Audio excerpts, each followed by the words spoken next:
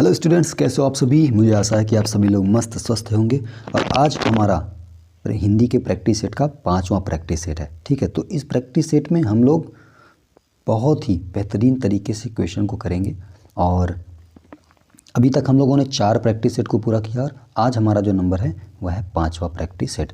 तो इसको भी हम लोग एकदम लाइन वाइज लाइन करने जा रहे हैं। और मुझे बताने में बहुत प्रसन्नता हो रही है कि ये जो आप अभी प्रैक्टिस सेट करने जा रहे हो ये बहुत क्रिटिकल क्वेश्चन मैंने इसमें चुना है। ठीक है, जो कि आपकी परीक्षा की दृष्टि से बहुत महत्वपूर्ण है। आइए प्रश्न की तरफ बढ़ते हैं और देखते हैं कि पहला प्रश्न क्या कह रहा है। पहला प्रश्न आप सभी से कह रहा है, निम्नलिखित वाक्य के खाली स्थान के लिए सही मुहावरा का चयन कीजिए। जैसे कि एक वाक्य दिया है, पहले बूढ़ी औरत ने कपड़े मांगे और मालिक ने मना कर दिया।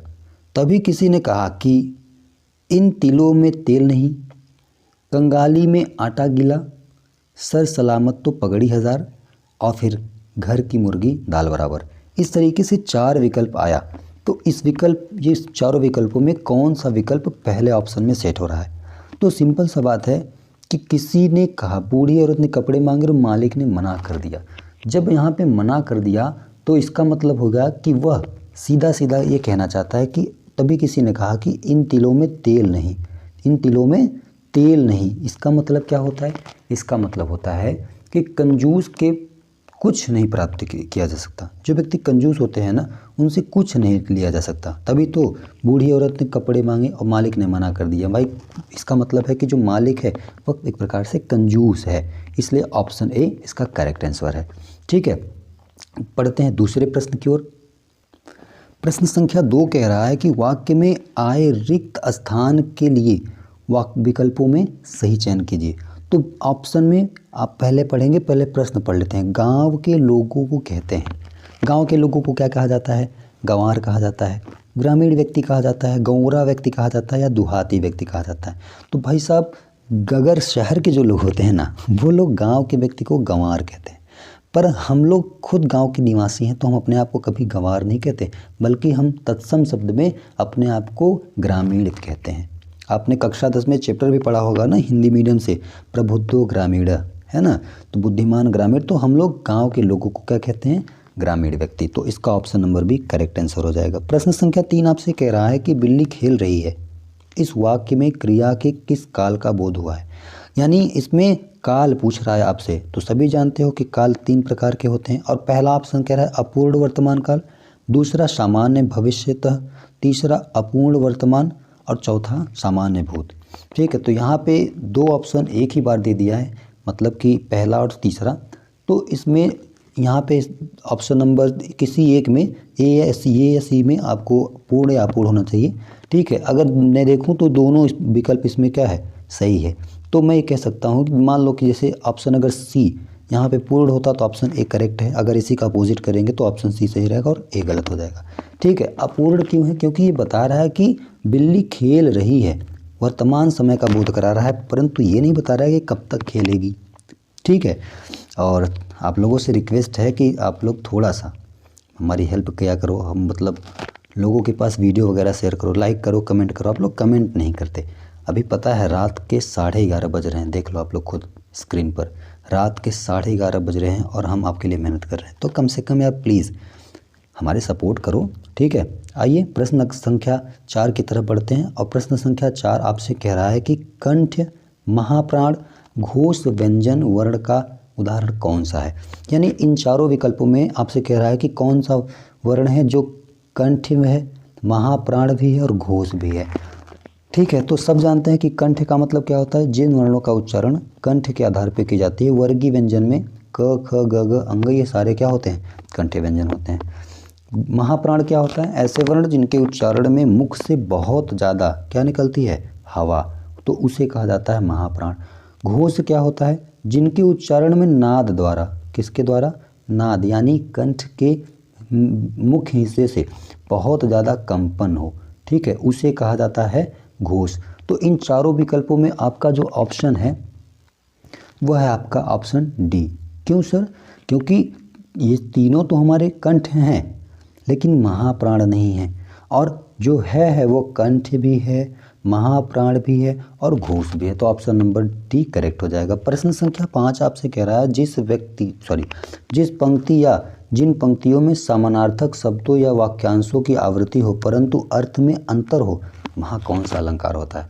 बहुत नंबर 1 का क्वेश्चन है। मैंने कहा ना आपसे, अभी नहीं, अभी तो आपने शुरुआत की है। आप क्वेश्चन संख्या 34-35 तक जाएंगे तो आप देखोगे कि बहुत नंबर 1 क्वेश्चन मैंने चुन के रखा है। तो इसका ऑप्शन नंबर क्या हो जाएगा, सी। उसे लाटानुप्रास कहा जाता है। कह रहे हैं कि उनमें समानार्थक शब्द में आवृत्ति तो होती है परंतु उनमें थोड़ा सा अंतर पाया जाता है। कौन से अलंकार में, लाटानुप्रास। तो लाटानुप्रास क्या है, अनुप्रास का एक प्रकार है। ठीक है, इसमें जो सारे विकल्प दे रहे हैं ये अनुप्रास के प्रकार होते हैं। अनुप्रास अलंकार के कितने प्रकार होते हैं, 6। तो इस बात को भी आप याद रखना। प्रश्न संख्या 6 आपसे कह रहा है जाहि मन पवन न संचरहि रवि शशि नहीं पवेश। ये किसके द्वारा रचित है या किसके द्वारा लिखा गया है। तो ये लिखा गया है सरहपा द्वारा। किसके द्वारा, सरहपा। मुझे ऑप्शन नहीं पढ़ना है, मैं आपको सीधा सीधा बता दे रहा हूँ। सरहपा की जो सबसे प्रमुख रचना थी मेरे बच्चों, उसका नाम था दोहा कोश। क्या नाम था, दोहा कोश। इस बात को आप याद रखना, ये इम्पोर्टेंट है। ठीक है, कि सरहपा की यानी एक ये प्रमुख भी क्या थी, रचना थी। प्रश्न संख्या 7 आपसे कह रहा है कि छठा विश्व हिंदी सम्मेलन कहाँ संपन्न हुआ। यानी ये कहाँ संपन्न हुआ था, मतलब पास्ट की बात कर रहा है। लंदन में, नई दिल्ली में, पोर्ट ऑफ स्पेन में या फिर पोर्ट लुइस में। पोर्ट लुइस मतलब मॉरिशस। ठीक है, तो इसका ऑप्शन नंबर ए क्या है, करेक्ट है कि लंदन में हुआ था। सर हमें तारीख पता चल सकता है क्या, जी बिल्कुल पता चल सकता है, 1999 यानी 1999 में। ठीक है, जब कारगिल युद्ध हुआ था। तो आप इसे याद रखना। ठीक है, अभी 2023 में पिछला हमारा क्या नाम है विश्व हिंदी सम्मेलन हुआ। इसका जो क्या नाम था, ऑफिस था, यानी जहाँ पर ये सम्मेलन हुआ, फिजी देश में। कौन से देश में, फिजी। इस बात को भी आप याद रखना। ठीक है, अभी अगर आपसे मैं पूछूं कि विश्व हिंदी दिवस कब मनाते हैं, तो सभी जानते हैं कि विश्व हिंदी दिवस 10 जनवरी को मनाते हैं। कब मनाते हैं सर, 10 जनवरी को। इस बात को भी आप कंफर्म करके रखना। प्रश्न संख्या 8 आपसे कह रहा है, प्रश्न संख्या 8 में आपसे कह रहा है कि इनमें से कौन सी भाषा भारतीय संविधान की 8वीं अनुसूची में शामिल नहीं है। तो आप सभी जानते हो कि भारतीय संविधान की 8वीं अनुसूची में भाग 17 में अनुच्छेद 343 से 351 तक हमारे हिंदी भाषा का संविधान में चर्चा की गई है। अब उसमें हमने 22 हिंदी भाषी राज्य हैं। कितने हैं, 22 हिंदी भाषी राज्य हैं। उनमें से आपसे पूछ रहा कौन सा शामिल नहीं है, उर्दू, छत्तीसगढ़ी, नेपाली, तमिल। तो मैं पहले आपको 22 हिंदी भाषी राज्य के बारे में बता दूं, थोड़ा जल्दी पढ़ूंगा, आप लोग ध्यान से सुनना। पहला है असमिया, बंगाली, गुजराती, हिंदी, कन्नड़, कश्मीरी, कोंकणी, मलयालम, मणिपुरी, मराठी, नेपाली, उड़िया, पंजाबी, संस्कृत, सिंधी, तमिल, तेलुगु, उर्दू, बोडो, संताली, मैथिली और डोंगरी। तो इतने हमारे 22 हिंदी भाषी राज्य हैं। और उन्हीं में मैंने जब पढ़ा तो आप रिपीट करके वापस जाके देखोगे, सुनोगे तो आपको सुनाई देगा कि मैंने छत्तीसगढ़ का नाम नहीं लिया। तो ऑप्शन बी नंबर इसमें क्या है, करेक्ट है कि भाई छत्तीसगढ़ 8वीं अनुसूची में शामिल नहीं किया गया था। ठीक है, तो इस बात को आप याद रखना। प्रश्न संख्या 9 कह रहा है हिंदी में दूसरा ज्ञानपीठ पुरस्कार पाने वाले साहित्यकार कौन व्यक्ति हैं। तो वो तो सब जानते हैं कि रामधारी सिंह दिनकर जी को ज्ञानपीठ पुरस्कार दूसरी बार प्राप्त हुआ था। तो इसे भी आप याद रखना। प्रश्न संख्या 10 कह रहा है सर्वज्ञ का विलोम कौन सा होगा। सर्वज्ञ किसे कहा जाता है सर, सर्वज्ञ उसे कहा जाता है जो क्या नाम है सब कुछ जानता हो, जो क्या हो, सब कुछ जानता हो। परंतु यहाँ हमसे विलोम पूछ रहा है, तो जो सब कुछ न जानता हो बल्कि बहुत कम जानता हो तो उसे क्या कहा जाएगा, अल्पज्ञ कहा जाएगा। अल्पज्ञ का मतलब जो बहुत कम जानता है। ठीक है, तो इसका ऑप्शन नंबर डी करेक्ट हो गया। प्रश्न संख्या 11 आपसे कह रहा है हमें अनाथ बच्चों की मदद करनी चाहिए।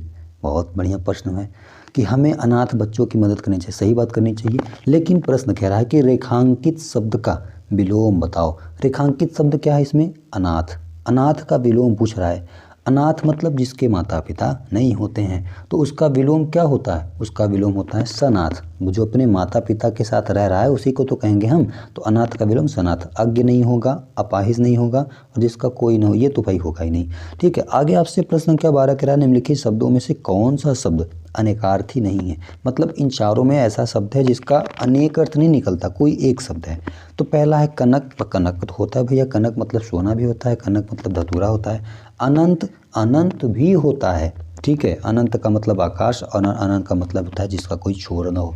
महावीर, भाई महावीर का भी अर्थ होता है। ठीक है, लेकिन जो हत्या है ना, जो हत्या है ऑप्शन डी, ये नहीं होता है। हत्या का मतलब हत्या, इसका अनेकार्थी शब्द नहीं होता। ठीक है, प्रश्न संख्या 13 कह रहा है जिसका संबंध अध्यात्म से है, वह व्यक्ति जिसका संबंध अध्यात्म से, उसे क्या कहा जाएगा? आध्यात्मिक, धार्मिक, शास्त्रीय या फिर नैतिक? तो भाई जिसका संबंध अध्यात्म से है उसे हम सीधा सीधा आध्यात्मिक बोलेंगे ना। जो साधु संत होते हैं वो सभी क्या होते हैं? आध्यात्मिक हैं। परमानंद महाराज क्या हैं? बड़े वृंदावन वाले, वो हमारे आध्यात्मिक हैं। तो प्रश्न संख्या यहाँ तक 13 तक क्लियर है। प्रश्न संख्या 14 में आपसे कह रहा है कि हृदय में मूल रूप से विद्यमान रहने वाले भाव को क्या कहते हैं? अगर आपने रस का वीडियो नहीं देखा है तो आप सबसे पहले जाकर के हमारा रस से संबंधित वीडियो देखो और उसे समझो, तब आप लोग इस पे वीडियो पे आ जाओ। नहीं, ऐसा नहीं करना, पहले पूरा वीडियो देख लो फिर आप उस रस की वीडियो को देखना। तो प्रश्न संख्या 14 में कह रहा है कि मूल रूप से विद्यमान भाव, अरे भाई जो हमारा रस वो हमेशा हृदय में मूल रूप से विद्यमान रहता है। ठीक है, जो अस्थाई भाव है वो हृदय में मूल रूप से विद्यमान होता है, इसलिए मैं कहूँगा ऑप्शन सी करेक्ट आंसर है। प्रश्न संख्या 15 कह रहा है कि कौन सा जोड़ा समरूपी भिन्नार्थक है? समरूपी भिन्नार्थक का मतलब क्या है? समान रूप है, उसमें कुछ न कुछ थोड़ा सा अंतर है। अवधि, अवधि, अनुचर, नौकर, आदि, अंत, अभिनय, नाटक। तो अभिनय नाटक भी होता है। आदि अंत एक प्रकार से विलोम है। अवधि, अवधि 2 बार दिया है, तो यही हमारा क्या है? इसमें ऑप्शन करेक्ट है। अवधि का मतलब क्या होता है? समय, जबकि अवधि क्या है? बोली है। अरे भैया हमारे उत्तर प्रदेश में बोली जाती इलाहाबाद के क्षेत्र में। ठीक है, तो इसका ऑप्शन ए करेक्ट है। 16 नंबर कह रहा है अस्त्रीकरण का विलोम शब्द क्या है? अस्त्रीकरण का विलोम जो होता है वो ऑप्शन ए है, निरस्त्रीकरण। किसी के पास अस्त्र है तो किसी के पास अस्त्र नहीं है तो हम कह देंगे ये निरस्त्रीकरण टाइप का व्यक्ति है। ठीक है, प्रश्न संख्या 17 की तरफ बढ़ते हैं और 17 नंबर आपसे कह रहा है चंद्रमुखी शब्द में कौन सा समास है? अरे वाह, चंद्रमुखी, चंद्रमुखी किसे कहते हैं? जिसका मुख चंद्रमा के समान हो। जिसका मुख किसके समान हो? चंद्रमा के समान, तो उसे हम हमेशा कर्मधारय कहते हैं। इसमें ज़्यादातर जो शब्द करके आता है, जो। ठीक है, तो आप इससे भी पहचान सकते हो। तो ऑप्शन नंबर बी करेक्ट है। मागधी अपभ्रंश, यहाँ पे गलत है, मगधी होना चाहिए। मागधी अपभ्रंश से विकसित बोली कौन सी है? मागधी अपभ्रंश से विकसित बोली, तो मगधी बोली कहाँ जाती है पहले समझो? बिहार के क्षेत्र में बोली जाती है। तो उनसे कौन कौन सी बोलियों का विकास हुआ है? मालवी, मगही, खड़ी बोली, ब्रज। तो सभी को पता है कि मगही, ठीक है, मगही, भोजपुरी, ठीक, ये सभी कहाँ से उत्पन्न हुए हैं? मागधी अपभ्रंश से। प्रश्न संख्या 19 कह रहा है मोको कहाँ ढूंढे बंदे, मैं तो तेरे पास में। मोको कहाँ ढूंढे बंदे, मैं तो तेरे पास में। भाई साहब, एक उक्ति संत किस कवि की है? मतलब आप किस कवि की संति, माफ़ करना, किस कवि का ये उच्चारण है? तो ओ को, मोको, तो को, ये सब जो शब्द हैं आते हैं तो ज़्यादातर वो कबीरदास के होते हैं। तो ऑप्शन नंबर बी करेक्ट है। पढ़ते हैं नेक्स्ट क्वेश्चन की तरफ। सवाल संख्या 20 आपसे कह रहा है हमें प्रतिदिन सूर्य नमस्कार करना चाहिए। जी बिल्कुल करना चाहिए, उससे मानसिक स्वास्थ्य मिलती है। ठीक है, रेखांकित शब्द में जो प्रतिदिन है ना, जो आपका रेखांकित शब्द है प्रतिदिन, उसको पहचानिए। मतलब इसमें कौन सा, क्या नाम है, चीज़ है ये जो प्रतिदिन वो है क्या? तो उपसर्ग है? नहीं सर, उपसर्ग तो प्रति होता तब होता। अव्यय है, सर्वनाम है या कारक है? बिल्कुल ये भी नहीं है, ये भी नहीं है, ये भी नहीं है। तो इसका जो राइट आंसर है वो है अव्यय। अव्यय क्या होता है? अरे जिसके रूप, रंग, रूप, जाति में, लिंग में कोई परिवर्तन ना हो सके उसे हम अव्यय कहते हैं। जैसे प्रतिदिन है तो इसको हम प्रतादि नहीं बोल सकते। प्रतिदि मतलब किसी प्रकार से इसका लिंग और कारक नहीं बदला जा सकता। ठीक है, इसलिए ऑप्शन भी करेक्ट है। प्रश्न संख्या 21 कह रहा है मिलाप शब्द में कौन सा प्रत्यय है। तो भाई मिलाप में जो ऑप्शन है मिल, आप, अप, लाप। तो अगर मैं मिल अलग कर दूं तो उसमें एक शब्द निकल रहा है आप, तो इसका जो राइट आंसर हो जाएगा वो ऑप्शन बी। ठीक है। प्रश्न संख्या 22 कह रहा है हिंदी प्रदीप किस भाषा का समाचार पत्र था। बहुत नंबर 1 क्वेश्चन है। मैं तो कहता हूँ इसे आप लोग कॉपी पेन वगैरह लेकर बैठे हो तो नोट भी कर लो। ठीक है, बहुत इंपॉर्टेंट क्वेश्चन है। हिंदी प्रदीप किस प्रकार का समाचार पत्र था। साप्ताहिक, पाक्षिक, मासिक और दैनिक। तो ये जो हिंदी प्रदीप था ना, ये मासिक पत्रिका था। क्या था? मासिक पत्रिका। इस बात को आप याद रखना। और इसको मतलब संचालन किसने किया था अगर कभी पूछ ले तो? बालकृष्ण भट्ट। कौन? बालकृष्ण भट्ट। ठीक है। मैं संदीप कृष्ण और मेरे भैया दोस्त थे बालकृष्ण। इस तरीके से आप याद रखना। प्रश्न संख्या 23 आपसे कह रहा है कि आविर्भाव का विलोम क्या होगा। प्रस्थान, प्रभाव, तिरोभाव, स्वभाव। तो भाई साहब देखो, जो आविर्भाव है ना उसका विलोम होता है तिरोभाव। अच्छा सर, प्रस्थान का विलोम क्या होता है? प्रस्थान का विलोम होता है आगमन। प्रस्थान का विलोम आगमन। प्रभाव का विलोम क्या होता है? प्रभाव का विलोम अप्रभाव। स्वभाव नहीं होता है। ठीक है, प्रभाव का अप्रभाव। तो प्रश्न संख्या 23 तक क्लियर। पढ़ते हैं अगला प्रश्न। अगला प्रश्न आपसे कह रहा है इनमें से किस वाक्य में उचित विराम चिन्ह का प्रयोग हुआ है। तो पहला ऑप्शन देखो, इसमें MAB नहीं, इसमें कोई विराम चिन्ह नहीं है। MAB इसमें भी नहीं है। तीसरा कह रहा है कि MAB, इसके बाद चौथा कह रहा है MAB। तो भाई साहब इसमें थोड़ा सा देखो आप कामा लगा है, यानी अल्प विराम लगा है। तो मैं कह सकता हूँ इसका ऑप्शन नंबर सी क्या है? करेक्ट है। ऑप्शन सी करेक्ट है। तो 24 का सी। 25 नंबर कह रहा है बिना स्वार्थ के कार्य करने वाले के लिए एक शब्द सुनिए। बहुत बढ़िया है। अगर आप बिना स्वार्थ का, भाई मुझे देखो कोई स्वार्थ नहीं, मैं चाहता हूँ कि आपकी नौकरी लग जाए, है ना। तो आप मुझे क्या कहना चाहोगे? निस्वार्थी कहना चाहोगे, सहायक कहना चाहोगे, पुण्यात्मा कहना चाहोगे या फिर हितैषी कहना चाहोगे? तो अगर आपका कोई व्यक्ति बिना स्वार्थ का काम करता है ना तो उसे आप निस्वार्थी कहते हो ना, जैसे कि मैं हूँ। प्रश्न संख्या 26 कह रहा है कि हिमकीर्तनी किसकी रचना है। हिमकीर्तनी किसकी रचना है? तो ये माखनलाल चतुर्वेदी की है। पुष्प की विलासा जिन्होंने लिखा था, बहुत प्यारी कविता है। मैंने यूट्यूब पर डाला है अपने दूसरे चैनल कक्षा 10 वालों बच्चों के लिए। ठीक है। चाह नहीं मैं सुरबाला के गहनों में गूथा जाऊं। बहुत ही बढ़िया क्या नाम है कविता है। मैंने इसे गाकर, अगर आप देखना चाहते हो तो सीखने की दुनिया के नाम से मेरा दूसरा भी चैनल है, आप उस पे जा कर के उसे देख सकते हो, सुन सकते हो कि भाई मैं गाना भी गाता हूँ, हैं। प्रश्न संख्या 27 की तरफ बढ़ते हैं। इसमें कह रहा है इनमें से विसर्ग संधि का उदाहरण कौन सा है।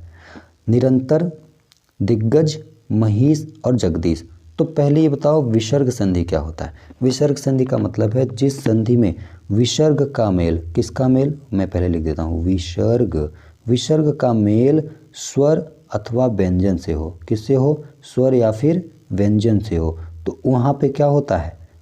विसर्ग संधि। तो निरंतर का संधि विच्छेद क्या जा तो क्या बनेगा? निधन अंतर। क्या बनेगा? निधन अंतर। तो यहीं से ऑप्शन मिल गया कि सर आपका ऑप्शन नंबर ए करेक्ट है। ठीक है। दिग्गज, दिक धन गज होता है जो कि व्यंजन संधि में आता है। महिष दीर्घ संधि है, मही धन ईस। जगदीश, जगत धन ईस, ये व्यंजन संधि है। तो ऑप्शन नंबर ए इसका करेक्ट आंसर है। प्रश्न संख्या 28 कह रहा है जिसका जन्म कन्या के गर्भ से हुआ हो उसे क्या कहा जाता है। मैं तो कहता हूँ कि सर इसे आप लिख लो MIP, मोस्ट इम्पॉर्टेंट क्वेश्चन। ठीक है। जिसका जन्म कन्या के गर्भ से हुआ होता है उसे हम कहते हैं कानिन। अनेक शब्दों के एक शब्द में से ये प्रश्न है। मैं कहता हूँ कि आप इसे अच्छे से तैयार कर लेना क्योंकि बहुत क्रिटिकल क्वेश्चन पूछते हैं यहाँ से। तो कोई बात नहीं है, आप मेरे चैनल को देख रहे हो तो भाई क्रिटिकल को सरल बनाने के लिए तो हम यहाँ पे आए हैं। प्रश्न संख्या 29 कह रहा है मैं रथ का टूटा हुआ पहिया हूँ लेकिन मुझे फेंको मत। यह किस उक्ति, मतलब यह उक्ति किस रचनाकार द्वारा कही गई है कि मैं टूटा हुआ रथ का पहिया हूँ, मुझे फेंको मत, मुझे मत फेंको। तो ये कहा था धर्मवीर भारती। तो ऑप्शन नंबर सी इसका करेक्ट आंसर है। बढ़ते हैं अगले प्रश्न की तरफ। आपसे कह रहा है गणेश शंकर विद्यार्थी द्वारा संपादित पत्र का नाम बताओ। ठीक है। गणेश शंकर विद्यार्थी ने कौन सा पत्र संचालित किया था? तो इन्होंने संचालित किया था प्रताप नामक पत्र। ठीक है। तो ये भी आप याद रखना, ऑप्शन ए 31 कह रहा है निम्नलिखित में से किस शब्द का एक वचन निम्नलिखित में से किस शब्द का वचन एक सा नहीं है। मतलब उसमें आपसे ये कहना चाहता है कि इसमें से कौन सा शब्द है जिसका बहुवचन बनाया जा सकता है। ठीक है, तो ऑप्शन ए बेटा, ऑप्शन बी काका, ऑप्शन सी चाचा, ऑप्शन डी फूफा। तो सभी जानते हैं कि चाचा को चाचे चाची नहीं बना सकते भाई, लिंग बदल जाएगा। काका भी नहीं बना सकते, फूफा भी नहीं बना सकते। तो इसमें बचा ऑप्शन क्या, ए बेटा का बेटे बन सकता है। कई बेटे हैं, मतलब 4-5 हैं तो कई बेटे बोल सकते हैं, लेकिन काका को कई काके नहीं बोलेंगे, कई काका हैं। तो चाचा को कई चाचा हैं, फूफा है तो कई फूफा हैं, तो उसमें कई फूफी फूफे नहीं बोल पाएंगे ना, इसलिए ऑप्शन ए करेक्ट है। 32 नंबर आपसे कह रहा है रामविलास शर्मा को साहित्य अकादमी पुरस्कार किस वर्ष दिया गया था। बहुत नंबर 1 क्वेश्चन है। तो दिया गया था 1970 में। कब दिया गया था, 1970 में, जो कि ऑप्शन ए करेक्ट है। ठीक है, किस लिए दिया गया था, इन्होंने अपनी निराला नामक क्या नाम है रचना, साहित्य की रचना की थी। कौन सी, निराला। तो इसे भी आप याद रखना, इसके लिए इन्हें साहित्य अकादमी पुरस्कार मिला गया। बढ़ते हैं अगले प्रश्न की ओर। अब आज का अंतिम प्रश्न है, आप लोग इसका उत्तर मुझे 34 का देंगे, पर मैं 33 को पहले समझा दूँ। निम्नलिखित शब्दों में से क्रमशः पर्यायवाची शब्द क्या होगा। पार्वती, पुत्र, पृथ्वी। बहुत ही बढ़िया क्वेश्चन पूछ रहा है। पार्वती का पर्यायवाची क्या होता है, शिवा, रुद्राणी, उमा, सुमन। पुत्र का अवनी, नंदन, सुत, सुता। भाई साहब देखो, सुत की बात आ जाए, सूत पुत्र, तो आपने सुना ही होगा। तो इससे सीधा सीधा पता चल रहा है कि ऑप्शन सी क्या है, करेक्ट है। पार्वती मैया को हम उमा कहते हैं, शंकर जी को कहते नहीं उमापति, उमा के पति हैं शंकर जी हैं। तो उमा किसका नाम है, पार्वती मैया का नाम है। सुत मतलब पुत्र, और आप जानते हो कि सूत मतलब पुत्र, और पृथ्वी भाई अवनी का पर्यायवाची है, और सुधा का भी पर्यायवाची है। अवनी इसमें दिया तो है, परंतु इसमें तीनों विकल्प सही होना चाहिए ना। ठीक है, वसुधा भी होता है, सुधा भी होता है, तो यहाँ से याद रखना ऑप्शन सी करेक्ट है। 34 नंबर आपके लिए है। मैं ये देखना चाहता हूँ कि क्या आपने सारे वीडियो के सारे क्वेश्चन देखे या नहीं। तो अगर आप कमेंट करोगे तो मैं ये समझूंगा कि आपने सारे पोस्ट देखे, सारे क्वेश्चन देखे। कौन सा वाक्य अशुद्ध है, आप मुझे इसका उत्तर कमेंट में बताना। तो मिलते हैं अगले वीडियो में, तब तक के लिए आज के लिए राधे राधे, जय हिंद, वंदे मातरम। और हाँ, अगर मैं रात को जग सकता हूँ तो आप भी मेरे लिए बहुत सारा थोड़ी सी हेल्प कर सकते हैं। ठीक है, तो आज के लिए इतना ही, राधे राधे।